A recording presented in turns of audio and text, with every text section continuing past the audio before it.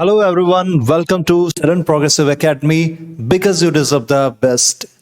घर बैठे online English बोलना सीखें बिल्कुल बेसिक से। इस सीरीज का आज डे 12 है और आज का हमारा टॉपिक है टेंस और टेंस का आज हमारा क्लास 1 है जिसमें हम लोग प्रेजेंट इंडेफिनिट टेंस के बारे में पढ़ेंगे और टेंस के कुछ बेसिक्स को भी जानेंगे। तो चलिए आज का सेशन हम लोग शुरू करते हैं। टेंस को हिंदी में काल कहते हैं और टेंस 3 तरह के होते हैं, पास्ट टेंस, प्रेजेंट टेंस और फ्यूचर टेंस। पास्ट टेंस को हिंदी में भूतकाल कहते हैं, प्रेजेंट टेंस को वर्तमान काल कहते हैं और फ्यूचर टेंस को भविष्यत काल कहते हैं। तो इस तरह से हमारे 3 टेंस हो गए, past tense, present tense, future tense. और प्रत्येक टेंस के 4 भाग होते हैं और इनमें ये 4 नाम कॉमन होते हैं। तो पास्ट टेंस के 4 भाग कौन कौन से हैं? Past indefinite tense, past continuous tense, past perfect tense, past perfect continuous tense. इसी तरह से प्रेजेंट टेंस के 4 भाग कौन कौन से होंगे? Present indefinite tense, present continuous tense, present perfect tense, present perfect continuous tense. Future tense के 4 भाग, future indefinite tense, future continuous tense, future perfect tense, future perfect continuous tense. आपकी सुविधा के लिए मैंने इसे एक जगह पर लिख दिया है। पास्ट टेंस के ये 4 भाग, प्रेजेंट टेंस के ये 4 भाग और फ्यूचर टेंस के ये 4 भाग। इस तरीके से पास्ट टेंस के भी 4 भाग हैं, प्रेजेंट टेंस के भी 4 भाग हैं और फ्यूचर टेंस के भी 4 भाग हैं। तो कुल मिलाकर हमें 12 टेंसेस पढ़ने हैं। अभी आपको ये मुश्किल लग रहा होगा लेकिन यह बहुत ही आसान है। जब आप टेंस के सारे क्लासेस को कंप्लीट कर लेंगे तो टेंस आपके लिए बहुत ही इजी हो जाएगा। तो हम लोग शुरू करेंगे प्रेजेंट टेंस से और प्रेजेंट टेंस में हम लोग प्रेजेंट इंडेफिनिट टेंस को सबसे पहले पढ़ेंगे। इसके बाद हम लोग पास्ट इंडेफिनिट टेंस को पढ़ेंगे, फिर फ्यूचर इंडेफिनिट टेंस को पढ़ेंगे। इस तरीके से हमारा past indefinite tense, present indefinite tense और फ्यूचर इंडेफिनिट टेंस कंप्लीट हो जाएगा। फिर हम लोग बारी बारी से प्रेजेंट कंटिन्यूअस, पास्ट कंटिन्यूअस और फ्यूचर कंटिन्यूअस को कंप्लीट करेंगे। इसी तरीके से हम लोग 12 टेंसेस को कंप्लीट करने वाले हैं। प्रेजेंट इंडेफिनिट टेंस, इसका पहचान होता है ता है, ती है, ते है, ता हूं, ता है। यानी जिस हिंदी वाक्य के अंत में ता है, ती है, ते है, ता हूं, ता है लगा रहता है उसे हम लोग प्रेजेंट इंडेफिनिट टेंस का सेंटेंस कहते हैं। जैसे मैं जाता हूं, वह आता है। अब हम लोग इसे इंग्लिश में ट्रांसलेट करना सीखेंगे। तो इसे ट्रांसलेट करने के लिए हमें इस स्ट्रक्चर को फॉलो करना होगा। सब्जेक्ट प्लस V1 और V1 में हम लोग एस या ES कब लगाते हैं इसे हम लोग आगे समझेंगे और प्लस ऑब्जेक्ट। तो ये हमारा स्ट्रक्चर है। तो चलिए अब हम लोग समझते हैं कि V1 में एस या ES कब लगाते हैं। पर्सन का क्लास मैंने आपको पहले दिया है, आप उसे एक बार देख लेना। अगर नहीं देखे हो तो मैं डिस्क्रिप्शन में लिंक दे दूंगा। तो जब भी बात आती है थर्ड पर्सन सिंगुलर नंबर के साथ तब हम लोग V1 में एस या ES लगा करके प्रेजेंट इंडेफिनिट टेंस का सेंटेंस को बनाते हैं और बाकी के साथ हम लोग वर्ब की फर्स्ट फॉर्म ही लगाते हैं। मैंने यहाँ पे आपकी सुविधा के लिए लिख दिया है। आई के साथ हम लोग वर्ब की फर्स्ट फॉर्म लगा करके बनाएंगे, जैसे मैंने यहाँ पे लिखा है आई गो। इसी तरीके से वी गो, यू गो, दे गो। और जब बात आएगी ही के साथ बनाने की और हिंदी का सेंटेंस होगा वह जाता है तो हम लोग बनाएंगे ही गोज। वह जाती है का हम लोग बनाएंगे शी गोज। और अगर किसी का नाम रहेगा तो हम लोग बनाएंगे, जैसे मान लो अमन का नाम है तो अमन जाता है तो अमन गोज। तो इस तरीके से हम लोगों ने देखा कि जब भी बात आएगी थर्ड पर्सन सिंगुलर नंबर की तो हम लोग वर्ब के फर्स्ट फॉर्म में एस या एस लगाएंगे। अब हम लोग देखते हैं सब्जेक्ट किसे कहते हैं, ऑब्जेक्ट किसे कहते हैं और वर्ब किसे कहते हैं। सब्जेक्ट जो काम करता है उससे हम लोग सब्जेक्ट कहते हैं।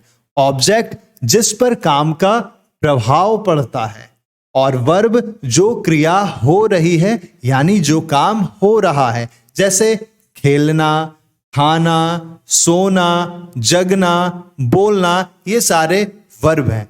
अगर मैं यहां पे एक एग्जाम्पल लेता हूं, आई गो टू स्कूल, तो यहां पर आप देखोगे आई सब्जेक्ट है, वर्ब यानी जो काम हो रहा है, यहां पे जाने का काम हो रहा है तो ये हमारा वर्ब है, और स्कूल हमारा ऑब्जेक्ट है। तो आपको समझ में आ गया होगा कि सब्जेक्ट किसे कहते हैं, ऑब्जेक्ट किसे कहते हैं और वर्ब किसे कहते हैं। अब ये वर्ब के 5 फॉर्म्स हैं, आप देखो, गो V1, went V2, gone V3, going V4, goes V5। इसी तरीके से प्ले का भी मैंने लिखा है, play, played, played, playing, plays. अब आप यहां पे देखो, प्रेजेंट इंडेफिनिट टेंस का पहचान आपने देख लिया। अब हम लोग अफर्मेटिव सेंटेंस को बनाना सीखेंगे। अफर्मेटिव सेंटेंस यानी कि सिंपल सेंटेंस, जैसे मैं जाता हूं वह आता है, तो मैं जाता हूं आई गो, सब्जेक्ट के बाद वर्ब लगाया मैंने, वह आता है ही, और फिर हम लोगों ने कम के साथ एस लगाया, ही कम्स। तो आई होप आपको समझ में आ गया होगा। इसी तरीके से आप सेंटेंसेस बना सकते हैं। तुम जाते हो, यू गो, वे लोग जाते हैं, दे गो, हम लोग जाते हैं, वी गो। नेगेटिव सेंटेंसेस यानी नकारात्मक वाक्य, जिस वाक्य से नहीं का बोध होता है उसे हम लोग नकारात्मक वाक्य कहते हैं।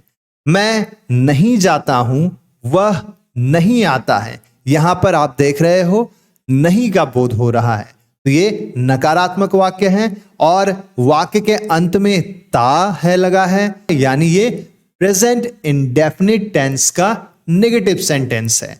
इसका स्ट्रक्चर है सब्जेक्ट प्लस डू या does plus not plus V1 plus object.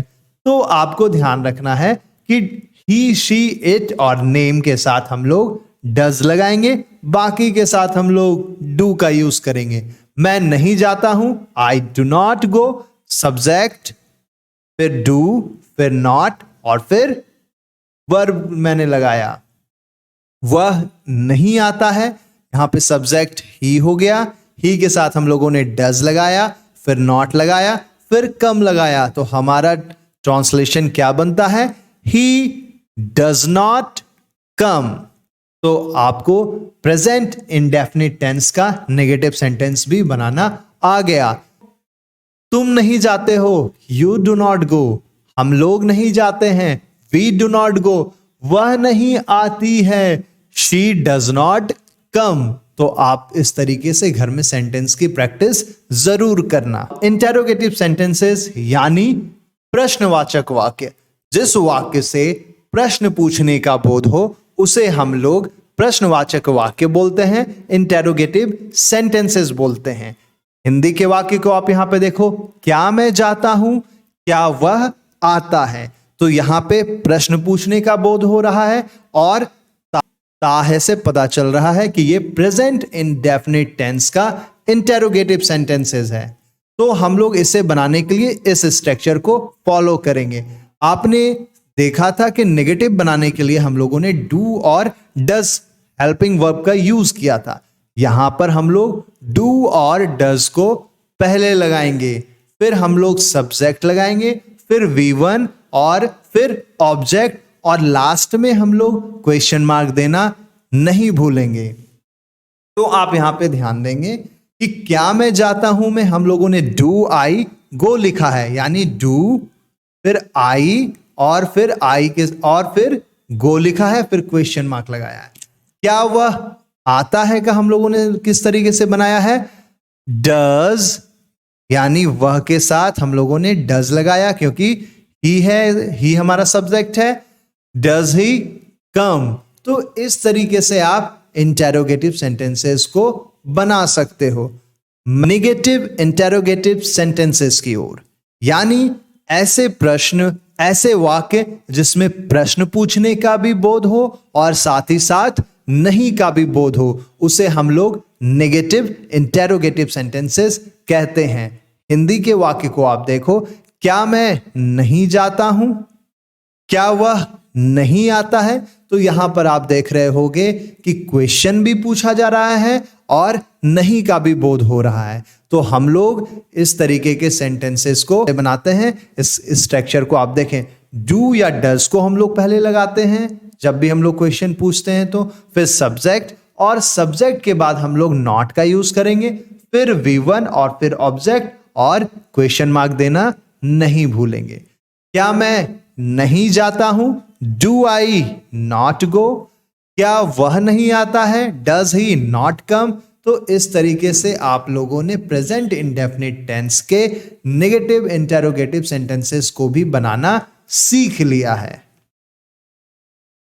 अब आप यहां पे ध्यान दोगे, WH प्लस इंटेरोगेटिव, यानी यहां पर आप हिंदी के वाक्य की तरफ देखो, मैं कहां जाता हूं और मैं कहां नहीं जाता हूं। आप ध्यान दोगे कि इन दोनों सेंटेंसेस का आंसर आप यस या नो में नहीं दे सकते हो, यानी हां और नहीं में नहीं दे सकते हो। तो जब भी ऐसे क्वेश्चन जिसका आंसर आप हाँ या ना में नहीं दे सकते हो, आप WH फैमिली के मदद से उन सेंटेंसेस को बना सकते हो। जैसे WH फैमिली में मैंने यहां पे लिख दिया है, व्हाट का मतलब क्या, वाई का मतलब क्यों, वेयर का मतलब कहां, हाउ का मतलब कैसे, ETC। और भी सारे WH फैमिली मेंबर्स हैं, लेकिन मैंने यहां पे इन चारों को लिख दिया है। अब आप ध्यान दोगे, मैं कहां जाता हूं, मैं कहां नहीं जाता हूं। इस दोनों सेंटेंस में, पहले सेंटेंस में मैं कहां जाता हूं पूछा गया है और दूसरे सेंटेंसेस में मैं कहां नहीं जाता हूं पूछा गया है। पहले सेंटेंसेस में सिर्फ क्वेश्चन पूछा गया है, दूसरे सेंटेंसेस में क्वेश्चन के साथ नेगेटिव भी है। इसी तरीके से यहां पे मैंने दो स्ट्रक्चर लिखे हैं, पहले स्ट्रक्चर और दूसरे स्ट्रक्चर में सिर्फ और सिर्फ नॉट का फर्क है। और हिंदी के सेंटेंस में भी आप देखोगे कि इन दोनों में सिर्फ और सिर्फ नहीं का फर्क है। तो स्ट्रक्चर की तरफ ध्यान देते हैं, WH फैमिली, फिर डू या डज, डू और डज किसके साथ यूज करते हैं आपको पता चल चुका है, फिर सब्जेक्ट, फिर V1, फिर ऑब्जेक्ट और क्वेश्चन मार्क। दूसरा structure WH family, do does plus subject plus not plus V1 plus object. जब नेगेटिव भी रहेगा तो हम लोग नॉट लगाएंगे। मैं कहां जाता हूं, मैं कहां जाता हूं, कहां का वेयर होता है, वेयर डू आई गो। मैं कहां नहीं जाता हूं, where do I not go. और क्वेश्चन मार्क भी लगाना बिल्कुल नहीं भूलेंगे हम लोग। तो इस तरीके से आपने प्रेजेंट इंडेफिनिट टेंस के सारे सेंटेंसेस को बनाना सीख लिया है।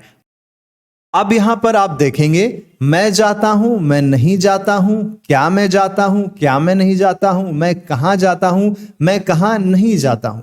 तो इस तरीके से आप सेंटेंसेस घर में बनाएंगे। मैंने आपकी सुविधा के लिए इसे यहां पर लिख दिया है। मैं जाता हूं, आई गो। मैं नहीं जाता हूं, आई डू नॉट गो। क्या मैं जाता हूं, डू आई गो। क्या मैं नहीं जाता हूं, डू आई नॉट गो। मैं कहां जाता हूं, वेयर डू आई गो। मैं कहां नहीं जाता हूं, where do I not go. इसी तरीके से आप भी प्रैक्टिस जरूर करना। अपनी इंग्लिश को इंप्रूव करने के लिए आप हमारे ऐप को डाउनलोड करें, जहां आप फ्री टेस्ट दे सकते हैं। हमारे ऐप का नाम है शरण प्रोग्रेसिव एकेडमी। तो चलिए मैं आपको बताता हूं कि ये फ्री टेस्ट आप दोगे कैसे। आप हमारे ऐप को डाउनलोड कर लोगे, आप लॉगिन हो जाओगे, लॉगिन होने के बाद आप इस आइकॉन पे क्लिक करोगे और फ्री टेस्ट के ऑप्शन में जाकर आप फ्री टेस्ट दे सकते हो। डे 1 से लेकर के डे 12 तक की टेस्ट सीरीज आपको वहां पे धीरे धीरे प्रोवाइड कराई जाएगी। आप टेस्ट दो और अपनी इंग्लिश की इंप्रूवमेंट को चेक करते रहो। अगर आपको हमारी ये वीडियो पसंद आती है तो हमें सपोर्ट करने के लिए सब्सक्राइब करें, लाइक करें और हमारी रीच को बढ़ाने के लिए हमारे वीडियो को शेयर करें। तब तक के लिए thank you so much, all the best. मिलते हैं नेक्स्ट वीडियो में।